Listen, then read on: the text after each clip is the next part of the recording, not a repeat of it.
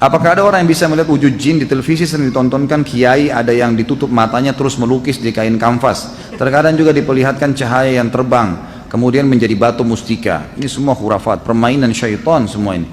Ini yang menyesatkan manusia. Jadi minimal supaya Anda akan percaya oh ada. Dan sering dibuat acara-acara yang seakan-akan dengan syaitan itu menakutkan. Akhirnya menjadi takut, tambah jadilah syaitan itu, gitu kan. Jadi tinggalkan menonton semua yang horor, semua yang cerita fiktif. Tidak ada gunanya, tinggalkan. Akhi dan ukhti tinggalkan. Tutup televisi di rumah. Nggak mati, nggak buta mata kita kalau dimatiin TV-nya kan. Nggak putus tangannya, malah lebih tenang. Coba deh, yang sering nonton TV coba berhenti 2 hari aja. Biar tangannya gatal, tahan. Jangan dibuka udah. Buat apa Ustaz? Sibukin, baca Quran, dengar radio, ceramah, putar. Ceramah-ceramah di YouTube, dengar. Pasti waswas syaitan kuat, lawan. Coba terapkan seminggu, 2 minggu. Nanti lama-lama kita akan melihat itu semua memang betul sesuatu yang baik untuk kita lakukan. Jadi tinggalkan memang, tidak boleh lagi. Karena itu hanya merusak akidah saja ya. Ada seseorang menyarankan baca doa Nurun Nubuwat agar tersembuh dari penyakit yang saya tanyakan. Apakah doa tersebut sesuai dengan tuntunan Rasulullah SAW? Saya tidak pernah tahu nih Nurun Nubuwat ini seperti apa. Dan saya selama saya belajar ya, saya tidak tahu, Allahu alam. Sebatas ilmu saya tidak pernah saya temukan ada judul doa seperti ini yang Nabi SAW berikan. Jadi yang saya tahu tidak pernah ada ya, Allahu alam, yang saya tahu begitu. Tapi kalau memang Anda lihat wirid yang ada di dalamnya adalah zikir-zikir ruqyah, yang buku kemarin saya bawain itu, kalau sama berarti zikir ruqyah berarti bisa saja di zikir ruqyah, sebab saya tidak tahu isinya. Kalau isinya selain zikir-zikir ruqyah yang ada sunnah-sunnah Nabi SAW berarti itu nggak benar, itu dibuat-buat. Setiap manusia memiliki korin yang selalu mencari kita pertanyaan, apakah korin itu termasuk jin muslim? Tidak bisa dikatakan jin muslim, korin. Dan kita tahunya korin itu syaitan. Syaitan berarti bisa muslim, bisa kafir, tapi yang jelas dia fasik ya. Dia anak buahnya iblis lah istilahnya, yang pasti akan masuk ke dalam api neraka. Bisakah korin itu menyerupai kita dan menampakkan diri di hadapan orang lain seolah-olah yang mereka temui adalah kita? Nggak bisa. Dia punya batasan, tidak akan pernah bisa dilakukan itu, mustahil gitu kan. Apakah ketika kita bermimpi seseorang yang telah meninggal, yang ada dalam mimpi kita itu benar-benar orang yang sudah meninggal, atau itu adalah syaitan yang menyerupai mereka? Tergantung pesannya apa. Bisa saja seseorang itu melihat, karena pernah ada sahabat melihat sahabat yang lain dalam mimpinya, gitu kan? Itu pernah terjadi. Ada pernah 2 sahabat yang saling janji satu sama yang lain, siapa yang meninggal duluan, maka dia semestinya minta kepada Allah agar bisa datang, gitu kan? Artinya dia memberitahukan apa yang sedang terjadi, maka meninggallah salah satunya. Pada saat meninggal salah satunya, maka yang meninggal ini dengan izin Allah datang dalam mimpi sahabat yang satu. Maka sahabat ini berkata, apa yang Allah berikan kepadamu? Dia bilang, alhamdulillah Allah sudah ampuni saya. Cuman kemudian di lehernya sahabat yang meninggal itu ada seperti titik hitam. Yang masih hidup ini mengatakan, apa di lehermu itu? Dia bilang, ini sisa utang saya yang belum saya bayar. Ada uang 50 dirham yang saya harus bayar kepada Yahudi. Uang itu sudah saya letakkan, maaf, dia bilang begini dulu. Dia bilang, ketahuilah setiap apapun yang terjadi di dunia disampaikan informasinya kepada kami. Disampaikan informasinya kepada kami. Sampai apapun ya, sampai apapun, termasuk kucing saya, kucing kami yang baru meninggal, baru mati 2 hari yang lalu, gitu kan? Itu diberitakan kepada saya tentang kejadian itu. Sudah akhi, jangan tambah lagi. Ini sudah banyak. Dengarin dulu, siapa tahu pertanyaan-pertanyaannya ada yang jadi pertanyaan antum ya. Sampai mana tadi? Kucing. Ini jangan ngacoin nih bawa pertanyaan terus. Kucing pun saya lupa ini.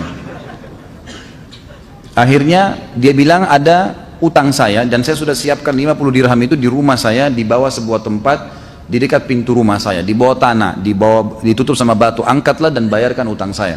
Dia pun keesok paginya temannya ini datang ke rumahnya lalu bertanya kepada istrinya, apakah sesuatu yang terjadi di rumah kalian? Kata istrinya, nggak ada. Istri yang sudah meninggal, istri yang laki-laki sudah meninggal.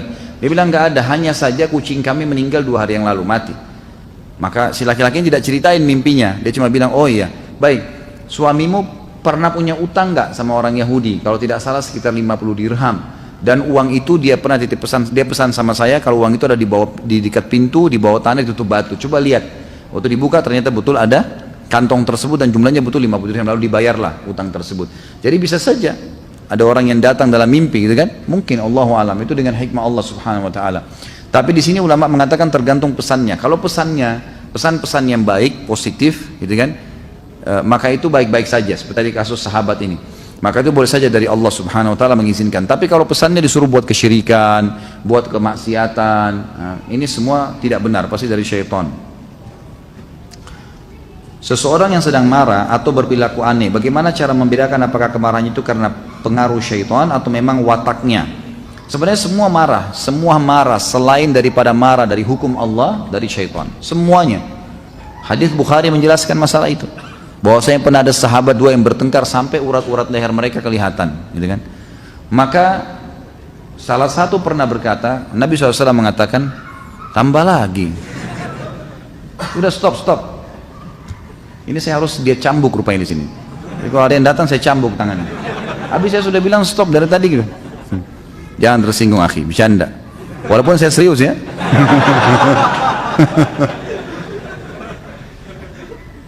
Sampai mana tadi?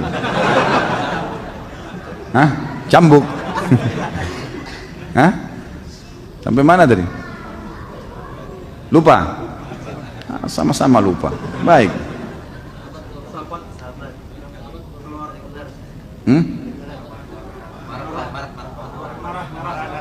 Marah, kelihatan urat lehernya. Bagus, alhamdulillah, Allah ingatkan. Akhirnya Nabi SAW mengatakan, saya tahu kalimat yang kalau keduanya mengucapkan, maka pasti akan hilang dari mereka marah itu. Sahabat Nabi yang satu di sebelah Nabi mengatakan, ya Rasulullah, apa itu? Kata Nabi, kalau mereka membaca a'udzubillahi samil alim minasyaitonir rajim. Ya, saya menjauhkan berlindung kepada Allah dari syaitan yang Allah yang maha mendengar dari syaitan yang terkutuk, gitu kan? Terajam. Maka dari hadis ini ulama mengatakan menandakan semua marah selain marah karena hukum Allah dari syaitan. Jadi nggak boleh. Watak pun itu dari syaitan. Syaitan memegang dia untuk itu. Saya pernah melihat cahaya kebiruan bentuknya seperti pernah melintas di depan saya tepat saat maghrib. Menurut orang cahaya itu adalah santet. Sebenarnya cahaya itu apa Ustaz? Allahu a'lam. Saya nggak tahu cahaya apa itu. Tapi kalau lihat sesuatu yang membuat kita takut atau ragu, bacalah a'udzubillahi minasyaitonirrajim. Mungkin, Allahu a'lam, mungkin santet, mungkin apa. Tapi yang jelas, kalau tadi saya sudah sebutkan perlindungannya, kalau anda jaga, insya Allah akan terlindungi.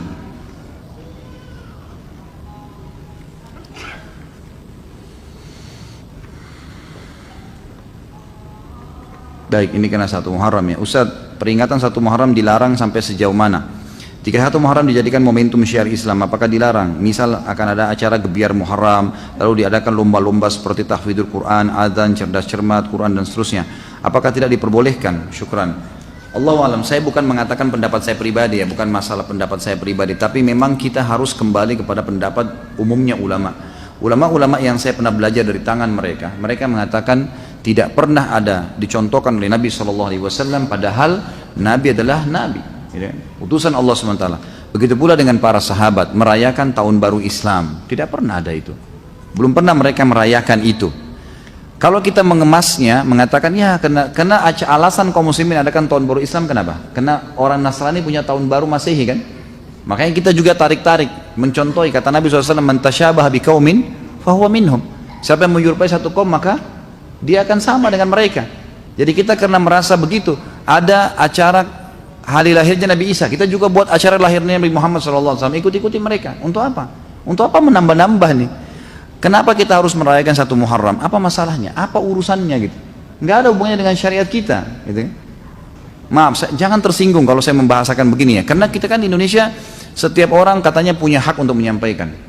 Saya juga punya hak menyampaikan apa yang saya pelajari kan gitu. Sebagaimana ada orang yang sesat menyampaikan segala macam pendapat yang salah, kita cuma meminta dalil saja, kembali kepada kemurnian agama. Permasalahannya adalah belum pernah diriwayatkan Nabi SAW merayakan, kiai dan nurul kita tidak pernah merayakan 1 Muharram dengan alasan apapun, lomba kuda kah, lomba manah kah, nggak pernah ada kan, nggak pernah ada sama sekali. Maka tidak perlu diadakan, karena kalau anda buka itu nanti tahun depan arahkan lagi, nanti dari cerdas cermat pindah ke ini, pindah ke itu, nanti macam-macam terbumbu-bumbu hilang, ya kan? Terbumbu jadi macam-macam, jadi kemana-mana. Nabi SAW tidak pernah rayakan Isra dan Mi'raj. Memang Nabi nggak pernah rayain itu. Coba datangin riwayat deh, ada nggak pernah Nabi rayain Isra Mi'raj? Memang nggak pernah. Tapi kan itu momentumnya. Kita disuruh buat majelis ilmu, jelasin kepada kaum muslimin, bukan ditentukan tanggalnya lalu dirayakan, kan gitu. Jadi memang ini kita hanya mengajak kepada kemurnian syariat. Tapi kalau anda menganggap ya sudahlah saya tetap mau lakukan, ya, itu hak anda, silahkan. Anda mau lakukan silakan saja. Jangan salahin saya tapi, karena saya juga punya hak menyampaikan apa yang saya paham, gitu kan? Dan saya betul-betul bukan mengajari yang salah, cuma mengajak kepada kemurnian agama. Karena itu kalau dibiarkan saudaraku, maka akan banyak embel-embelnya, nih banyak bunganya. Agama kita jelas, terang, seperti matahari di siang hari, nggak butuh ditambahin, nggak butuh. Apa ini? Apa judul buku yang dimana bisa didapatkan? Oh tadi mungkin ya. Ini judulnya sudah saya lihatin tadi. Jangan takut syaitan dan membongkar praktek sihir dan perdukunan. Gitu. Kalau ada yang mau nanti, kalau salah ada beberapa yang saya bawa. Kalau tidak nanti bisa dicari toko buku mana saja. Terbitan Pustaka Tazkiyah. Apakah orang kafir juga bisa dilakukan ruqyah syariah? Bisa, bisa nggak masalah. Itu kan? Pernah kan sahabat meruqyah satu kepala suku yang kena bisa kan? Padahal mereka orang kafir, lalu sembuh. Jadi nggak ada masalah. Apakah ketika membaca doa keluar rumah tidak diganggu syaitan, tapi ketika perjalanan bisa berbuat dosa juga? Bisa, maksudnya tidak diganggu oleh syaitan di sini, tidak dibuat keburukan buat dia. Tapi kalau dia mau berbuat dosa, apakah dia bisa berbuat dosa? Ini butuh rincian. Yang jelas Allah Subhanahu wa taala dengan doa itu akan menahan dia secara fitrahnya sebagai manusia. Seperti misalnya gini, kita coba berdoa kepada Allah, ya Allah, bangunkan saya malam hari. Ya itu. Bangun nggak nanti malam? Bangun, pasti kaget. Tinggal orang itu mau sholat atau tidak. Kalau ada orang tidur lagi, berarti kan dia sendiri yang langgar itu ya. Tadi dia berdoa keluar minta agar dia selamatkan dari syaitan. Allah sudah selamatkan. Setiap dia mau buat dosa, Allah tahan. Ada halangan-halangannya. Tapi tetap kalau dia ngotot mau kerjakan, ya dia melanggar sendiri. Karena datang dari Allah SWT dalam bentuk sinyal ngingatin dia. Apakah membaca surah Al-Baqarah semua ayat atau sebagian cukup? Tentu semua ayat ya, karena surah Al-Baqarah, surah Al-Baqarah. Dan ini maksudnya adalah supaya seseorang itu terbiasa membacanya, mencintainya, gitu kan? Memang begitu. Saya pernah diajak oleh orang tua mendatangi dukun, lalu saya di punggungnya seolah ditulis tulisan Arab dan saya disuruh mandi. Apakah saya sudah terkena sihir? Lalu bagaimana ruqyah yang harus saya lakukan untuk sembuh? Iya, sudah kena sihir. Sudah kena sihir. Caranya saya ajarkan kemarin, membaca minggu lalu kita sudah ajarin caranya membaca Al-Fatihah, Al-Ikhlas, Al-Falaq, An-Nas, ayat kursi, Al-Kafirun, 6 ayat dasar, kemudian Anda tiup ke telapak tangan lalu usap di tempat yang pernah diukir itu. Kalau tiba-tiba sendawa, merinding, berarti itu ada masalah sihir, gitu kan? Masalah sihir. Dan bisa lebih jauh konsultasi sama teman-teman ustadz yang saya sudah kasih nomornya kemarin. Kalau belum catat nanti bisa datang kepada saya selesai ini ya.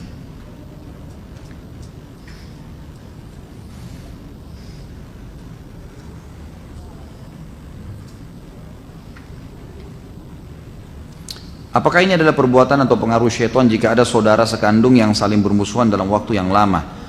Sesama saudara saling mempertahankan egonya masing-masing untuk saling bermusuhan. Bagaimana solusinya untuk menyadarkan satu sama yang lain karena permusuhan tersebut adalah dosa besar? Tentu dari syaitan. Syaitan itu seperti musuh tadi saya bilang. Jadi kalau dia bisa mendapatkan celah yang buruk dari kita atau celah kekurangan, misal leher saya bisa ditusuk sama dia. Dia bukan cuma cuil, tapi dia berusaha untuk tusuk semaksimal mungkin. Kalau mati ya mati. Artinya kalau rusak. Kalau enggak minimal kalau luka itu harus terus borok, harus terus luka. Jadi kalau kita terbiasa misalnya melakukan nonton gosip jam 8 pagi, maka syaitan buat itu indah supaya kita terus rutin kerjakan. Jadi lukanya borok terus, gitu kan? Sambil dia kerjakan amal soleh yang mungkin syaitan tidak bisa menggunanya di situ. Nah, jadi memang harus hati-hati.